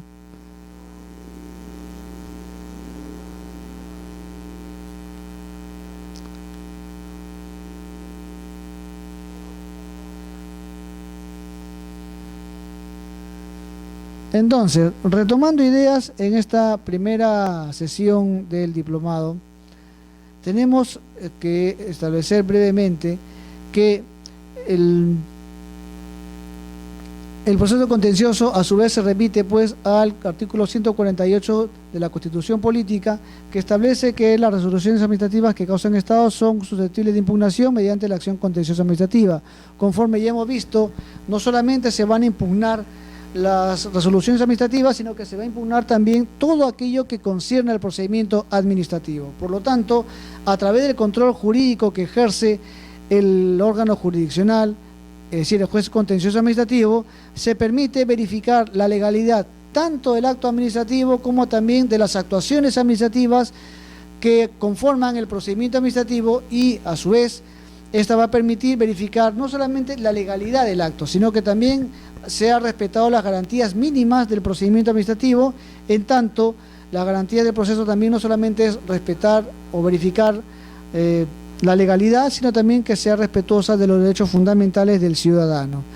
Hemos visto que la jurisdicción constituye un poder deber del Estado para resolver un conflicto de intereses. Hemos visto también que la jurisdicción ha sido definida por varios autores y que constituye pues un poder en la medida que es el Poder Judicial, o el Estado, perdón, quien es el único, exclusivo y facultad excluyente de poder administrar justicia. Y a su vez este poder también constituye, o se constituye también un deber en la medida que el Estado no se puede sustraer para resolver un conflicto de intereses o incertidumbre jurídica. Es decir, no puede dejar de administrar justicia. Por lo tanto, este poder permite o garantiza al ciudadano que será el Estado quien administre justicia. En el caso que nos convoca, nos garantiza que será el juez contencioso administrativo, o quien haga sus veces vía proceso contencioso administrativo, el que resuelva, el que ejerza esta jurisdicción, y que a su vez no se sustraiga y resuelva conforme a los plazos la causa justiciable. La competencia, hemos visto que es la facultad que otorga la ley para que los jueces o tribunales ejerzan la jurisdicción, es decir, son los presupuestos que habilitan válidamente el ejercicio de la jurisdicción. Es decir, mientras la jurisdicción es el poder deber, la competencia hemos visto que faculta a los órganos jurisdiccionales para ejercer este poder deber, de manera tal que un juez podrá tener jurisdicción, pero todos los jueces tienen jurisdicción, pero no todos los jueces tendrán la misma competencia, porque esta está en función a la materia, cuantía, turno, grado o territorio. Entonces todos pueden tener la misma competencia, pero jamás podrán carecer de competencia, pero jamás de jurisdicción. Pues si no ejercen jurisdicción, menos podrán ser competentes para conocer del negocio jurídico o la causa justiciable que le es planteada. La competencia hemos visto que puede ser objetiva o subjetiva, objetiva en la medida que esta está determinada por el grado, territorio, materia o cuantía. En cambio, el ámbito subjetivo se refiere pues a las cualidades que debe reunir el personal del órgano jurisdiccional al que toca conocer la controversia. Hemos visto que la competencia por grado está distribuida en una primera o segunda instancia.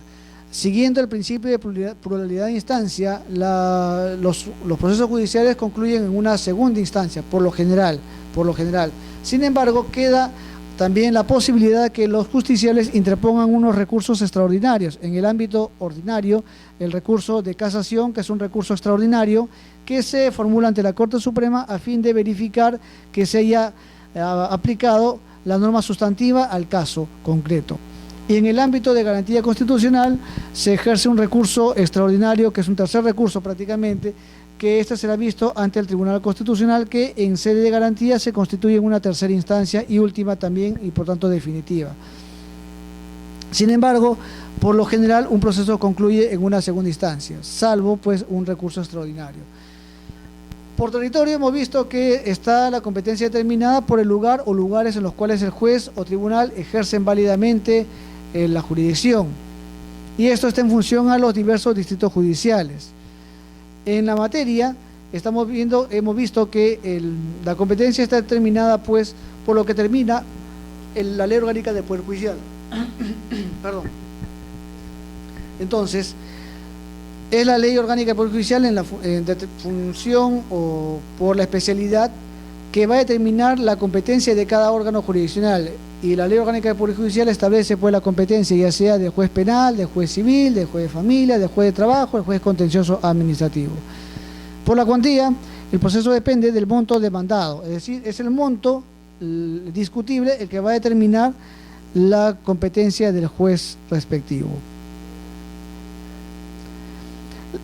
En el ámbito contencioso administrativo hemos visto que la competencia territorial está determinada está en función a la elección del demandante, es decir, Aquí no interviene el distrito judicial conforme hemos visto la regla general de competencia territorial que nos enseña en la teoría general del proceso, sino que en el ámbito contencioso administrativo es el demandante, conforme hemos visto, quien elige al juez contencioso. Y lo va a elegir ya sea por el lugar del domicilio del demandado, de la entidad demandada, o del lugar donde se produjo la actuación en materia de la demanda o donde se produjo el silencio administrativo. La competencia funcional está en función al órgano que emitió el acto administrativo. Competencia funcional hemos visto que, como regla general, es el juez contencioso administrativo el que va a resolver en primera instancia todo lo concerniente a las diversas actuaciones o actos expedidos por los órganos administrativos. Pero cuando se trata ya de órganos colegiados, órganos que gozan de autonomía constitucional, como por ejemplo el BCR, la Superintendencia de Banca de Seguros, el Tribunal Fiscal, el Tribunal de INDECOPI, o sea, que se trate de organismos colegiados que resuelvan sus tribunales colegiados, entonces esta competencia será asumida en primera instancia por la Sala Contenciosa Administrativa de la Corte Superior respectiva, pero la ley también establece que en este caso la Sala Civil de la Corte Suprema resuelve en grado de apelación y la Sala Constitucional y Social de la Corte Suprema resuelve en caso de casación, si fuera el caso, considerando claro está pues que el recurso de casación es un recurso de naturaleza extraordinaria. Y en los jueces donde no exista juez o sala especializada en lo contencioso administrativo, será el juez competente en lo civil o el juez mixto en su caso o la sala civil correspondiente. Claro está, hemos señalado también que en este caso el juez civil asume competencia, o el juez mixto o la sala civil asume competencia, pero asumen competencia no a través de la vía procesal, sino a través de la vía contenciosa administrativa. Es decir, el juez competente será el civil, pero asume competencia a través de la vía contenciosa administrativa. Hemos visto los diversos conceptos del derecho de acción, pero también hemos rescatado las características de la acción, que es pública. Hemos visto que no se dirige contra el demandado, sino que va dirigida al juez, va dirigida al Estado, y el Estado está personificado por el juez. Es abstracto porque es un derecho continente, no tiene contenido, no es específico, no es material, no se puede percibir, está en el ser humano por el solo hecho de ser ser humano. Desde que nacemos hemos visto que ya tenemos ese derecho de acción y por lo tanto podemos ejercerlo debidamente ante el órgano jurisdiccional. Claro está, no tenemos capacidad para ser parte procesal, pero nuestra capacidad o nuestro derecho de acción será ejercido por nuestros representantes legales en caso no tengamos la capacidad para ser parte. Será subjetivo por cuanto este derecho o potestad se concreta en solicitar del Estado la prestación de la actividad jurisdiccional. Como quiera que está dirigido al Estado, entonces es justamente este poder que activa la función jurisdiccional. Es autónomo por cuanto es independiente del derecho que se reclama, no está condicionado, no está sujeto a ningún tipo de condicionamiento o coacción alguna. Y la acción, como hemos visto, también tiene una contraparte, que es el derecho de contradicción, es decir, el derecho de la parte emplazada de oponerse a los fundamentos del demandante a través del derecho de acción. Y el derecho de contradicción tiene las mismas características del derecho de acción. Sin embargo, la contradicción difiere del derecho de acción por cuanto la contradicción sí carece de autonomía, es decir, por cuanto para ejercer la contradicción necesariamente tiene que ejercer la acción. Para poder contestar, más exacto, para poder contestar una demanda, obviamente tenemos que primero ser emplazados o demandados. Hemos visto también los presupuestos procesales, que son los requisitos esenciales para la existencia de una relación jurídica procesal válida. Es decir, los presupuestos procesales van a verificar los aspectos formales del proceso. Por lo tanto, los presupuestos procesales tenemos la competencia, es decir, los presupuestos para ejercer la jurisdicción, tenemos la capacidad procesal, es decir, la capacidad para ser parte en el proceso, en el caso contencioso administrativo, que sean la persona que tenga la misma capacidad para iniciar un procedimiento administrativo, tenga la misma capacidad para iniciar un proceso judicial. O sea, que sean los administrados o en todo caso las personas jurídicas que participaron en un procedimiento administrativo. Pero claro está, previo acreditación del apoderado o el representante legal, para ser más exacto. Tenemos también como presupuesto los requisitos de la demanda, que son aquellos que están previstos en el artículo 540 del Código Procesal Civil, y aquellos requisitos que están regulados específicamente en la ley que regula el proceso contencioso administrativo. La condición de la acción, hemos visto que, a diferencia de los presupuestos procesales, la condición de la acción regula o va a permitir al juez pronunciarse válidamente sobre el fondo del asunto, es decir, sobre la temática que regula el fondo del asunto. Estas condiciones de la acción constituyen el interés para obrar, la legitimidad para obrar y la voluntad de la ley o el caso justiciable. Interés para obrar, es decir, hemos visto que es el agotamiento de los medios o recursos sustantivos para recurrir al órgano jurisdiccional. En el caso contencioso administrativo, el interés para obrar se acredita con el agotamiento de la vía administrativa. La legitimidad para obrar hemos visto que es la adecuación de las partes sustantivas a la parte adjetiva, es decir, que las partes que participan en lo material, en el caso administrativo, que participan en el procedimiento administrativo sean las mismas que participan en el proceso contencioso administrativo. Y la voluntad de la ley o caso justiciable se refiere a que el caso en sí, en la temática que convoca al órgano jurisdiccional, sea a su vez sustentada y que tenga también fundamento jurídico, que el ordenamiento jurídico acoja esa pretensión. Hemos visto también los antecedentes históricos del proceso contencioso administrativo, es decir, hemos analizado el sistema francés, que se basa en los principios de legalidad y libertad de la Revolución Francesa. Hemos visto que el sistema francés, a su vez, se sustentaba pues en la libertad y la legalidad y también en la separación de poderes. Por lo tanto, ningún órgano jurisdiccional podía revisar los actos provenientes de la administración pública. La Constitución napoleónica ya regula justamente lo contencioso administrativo y crea el Consejo de Estado, y es el Consejo del Estado el que permite resolver impugnaciones contenciosos administrativos en un primer momento contra cualquier agravio producido por actos ilegales de la administración pública y posteriormente para resolver peticiones de nulidad de los actos administrativos. El sistema español se sustenta en el sistema francés, pero lo perfecciona. El sistema español se basa, reiteramos, en el sistema francés, pero establece el sistema de lista. Pero ya con la revolución liberal se determinó el control jurisdiccional de todos los actos administrativos, y en 1888 se dictó una ley por la cual se establecía que los órganos jurisdiccionales con jurisdicción delegada, pero en cuya composición entran a la par personal judicial y personal administrativo, es decir, judicial el que resuelve y personal administrativo el que coadyuva, ayuda al órgano judicial. Luego de la Guerra Civil Española, en 1956, se dicta una ley por la cual se establece el control total de los actos administrativos por parte de los órganos jurisdiccionales, y esta situación es ratificada en 1988 cuando se dicta la nueva ley que regula el proceso contencioso administrativo. En el caso peruano hemos visto que la Constitución Política de 1867, en su artículo 130, regula que la ley determina la organización de los tribunales contenciosos administrativos y lo relativo al nombramiento de sus miembros, pero claro está, nunca se llevó a materializar. También hemos visto que la Constitución de 1933 no considera el proceso contencioso administrativo. La Ley Orgánica del Poder Judicial de 1963 establece la posibilidad de controlar los actos administrativos, pero tampoco se pudo materializar. La Constitución de 1979 consagra el derecho al proceso contencioso administrativo, pero tampoco no se pudo materializar a través de órganos especializados. La Constitución Política de 1993 establece que los actos administrativos pueden ser objeto de impugnación a través del proceso contencioso, y es a través de la ley que regula el proceso contencioso administrativo que ya se crea el proceso contencioso administrativo y se regula como una especialidad. Hemos visto los fundamentos del proceso contencioso administrativo, que en primer lugar lo constituye el Estado constitucional de derecho, el cual establece o se sustenta en la supremacía de la Constitución sobre la administración pública, que a su vez es regulado por el principio de legalidad de la Ley de Procedimiento Administrativo General.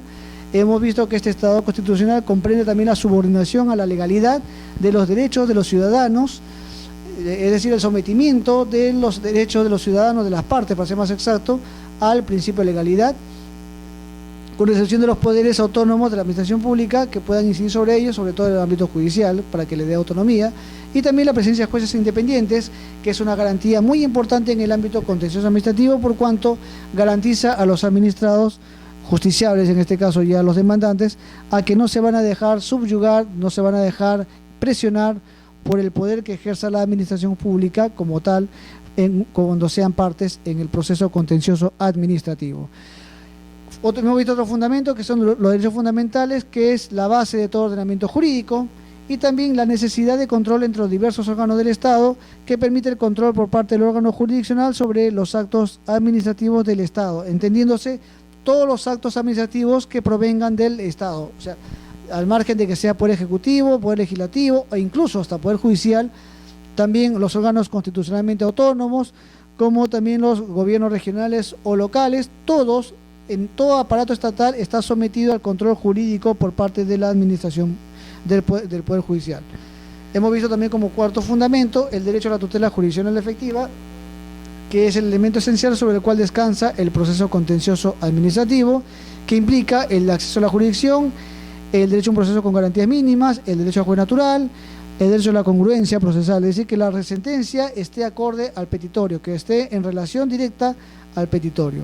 Hemos visto que el proceso contencioso originariamente, en el caso peruano, se reguló en el Código Procesal Civil, artículo 540, pero claro está, esta norma, como no era una norma especializada, solamente permitía verificar la legalidad y eficacia del acto administrativo, pero no permitía la posibilidad de invocar la nulidad de los actos administrativos, como también de las actuaciones administrativas o de todo el procedimiento administrativo. Y a su vez, hemos visto también que la acción contenciosa administrativa prevista en el artículo 148 es definida por la ley que regula el proceso contencioso como o tiene por finalidad ejercer el control jurídico, es decir, no la revisión de la legalidad, sino el control jurídico por parte del Poder Judicial respecto de todas las actuaciones de la administración pública, que a su vez están sujetas al derecho administrativo y a la efectiva tutela de los derechos e intereses de los administrados.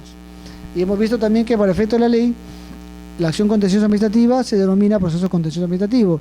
Resumiendo ideas o retomando ideas, este control jurídico permite verificar no solamente la legalidad del acto, sino también permite verificar la legalidad de toda la actuación administrativa a fin de poder invocar la nulidad del acto, porque no olvidemos que el acto es el fin supremo del procedimiento administrativo. Y para verificar la legalidad del procedimiento administrativo, a su vez tenemos que remitirnos a las garantías del procedimiento administrativo, que se encuentran sustentadas en primer orden por la Constitución Política, en segundo orden por la Ley del Procedimiento Administrativo General, y a su vez también orientadas o reguladas o dirigidas, para ser más exacto, por los principios del procedimiento administrativo, que a su vez están regulados en la Ley del Procedimiento Administrativo General.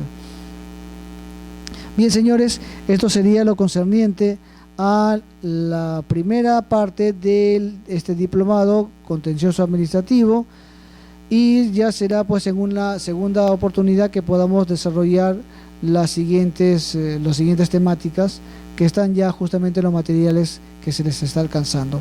De mi parte, señores, tengan ustedes muy buenas tardes y ya será hasta una nueva oportunidad.